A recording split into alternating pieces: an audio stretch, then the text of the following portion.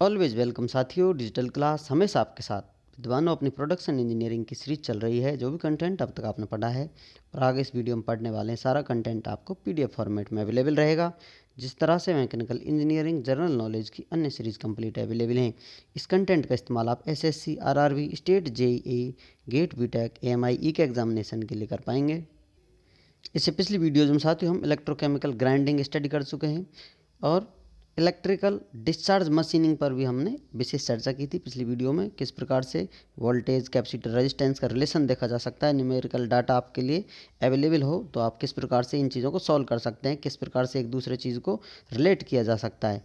तो आप समझ लीजिए, वर्ड आप नोट कर लीजिए। डिस्चार्ज जहाँ भी आए तो समझ लीजिए कि स्पार्क हो रहा होगा। तो अब तक केमिकल रिएक्शंस हो रही थी, यहाँ पर हम स्पार्क कराने लगे हैं। स्पार्क जनरेट कर दिया है क्योंकि वोल्टेज अप्लाइड हमने हाई कर दी है, करंट कम कर दिया है यहाँ पर।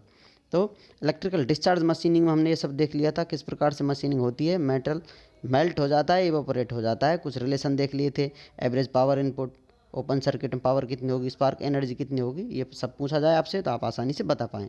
अब यहाँ पर इलेक्ट्रिक डिस्चार्ज ग्राइंडिंग या मशीनिंग, तो यहाँ पर EDG इलेक्ट्रो डिस्चार्ज ग्राइंडिंग किस प्रकार से स्टडी करते हैं या किस प्रकार से की जाती है, ये सब हम जानने वाले हैं। तो चलिए अपना सेटअप लगा लेते हैं। सारी चीज़ें वही कॉमन रहने वाली हैं, कुछ विशेष चीज़ें होती हैं। अब आपको पता चल गया, पहले विस्तृत रूप पता होना चाहिए कौन कौन सी चीज़ें किस प्रकार से काम कर रही हैं। अब उनमें से डायरेक्ट हम की पॉइंट पर जाकर चीज़ों को सॉल्व कर लेते हैं। जैसे ऑलरेडी हमें पता होती हैं चीज़ें, जो कुछ बताना होता है प्रोसेस में, मेथड में क्या अलग है, क्या प्रिंसिपल है वो काम कर रहा है, क्या क्या चीज़ विशेष ऐड हुई हैं, उन्हीं पर यहाँ पर हम चर्चा करते रहते हैं। तो अब यहाँ आए साथियों, एक व्हील होगा। यहाँ पर क्या है, व्हील है। इलेक्ट्रिक डिस्चार्ज ग्राइंडिंग हो रही। ग्राइंडिंग से मतलब घुमाव कर किसी चीज़ को घिसा जा रहा है, समझ लीजिए। ग्राइंडिंग से मतलब रोटेशन हो रहा है, मेटल रिमूव किया जा रहा है। टच भी कर रहा है, नहीं टच कर रहा हो एक अलग बात है। टच पहले कराते थे, अब ज़माना बदल गया है, दूसरा दौर स्टार्ट हो गया। यहाँ पर ज़रूर नहीं है व्हील आपका टच करे, लेकिन फिर भी ग्राइंडिंग हो जा रही है। देखिए कैसे होती है। तो यहाँ पर जो व्हील हम इस्तेमाल करते हैं, ग्रेफाइट व्हील होता है। उसकी बाहरी तरफ मेटालिक बॉन्डिंग कर दी जाती है, समझ आप, कुछ भी प्रकार से ऐड कर दी जाती हैं चीज़ें। लेकिन यहाँ पर हम करंट से मतलब रख रहे हैं, सिर्फ कुछ रगड़ कर घिस कर काम नहीं चलाएंगे। नीचे आपका वर्क पीस है। अब ये किस प्रकार से एडजस्ट होगा फिक्सचर पर, कोई कंटेनर में, डाइलेक्ट्रिक मीडियम है क्योंकि हम स्पार्क जनरेट करना चाहते हैं। तो ये सब सारी चीज़ें अवेलेबल हैं आपके लिए। आपको सिर्फ चीज़ों को समझना है काम किस प्रकार से कर रही हैं। ग्रेफाइट व्हील को नेगेटिव जब भी देखा है आपने, वर्क पीस को हम पॉजिटिव बनाते हैं। केमिकल रिएक्शन में भी ये धनायन देता है, बाहर की तरफ निकल देता है। इलेक्ट्रॉन, न्यूट्रॉन, प्रोटॉन या एटॉमिक लेवल पर मेटल रिमूव होता रहता है। तो ये सारी चीज़ें घूमती रहती हैं। अब यहाँ पर क्या हो रहा है साथियों, पॉजिटिव नीचर है, ऊपर नेगेटिव है ग्राइंडिंग व्हील। अब इनको करंट से जोड़ा जाएगा।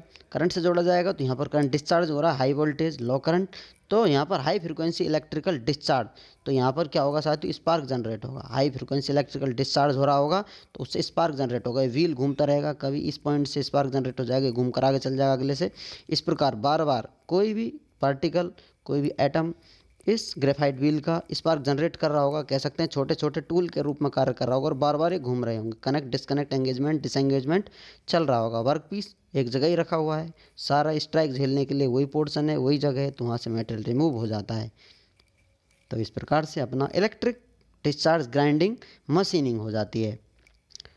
तो यहाँ आप कह सकते हैं सेम प्रिंसिपल इस्तेमाल किया जा रहा है, same mechanism as electrical discharge machining जो हो रही है, यहाँ पर भी वही प्रोसेस हो रहा है। Melting and evaporation by aided cavitation, या कैविटीज एडेड हो रही हैं, यहाँ पर कैविटी बन रही है, मेल्टिंग एवोपरेशन हो रहा है, लगातार प्रोसेस चल रहा है। जो प्रिंसिपल आपने यहाँ पर देखा था वही प्रिंसिपल फॉलो वहाँ हो रहा है।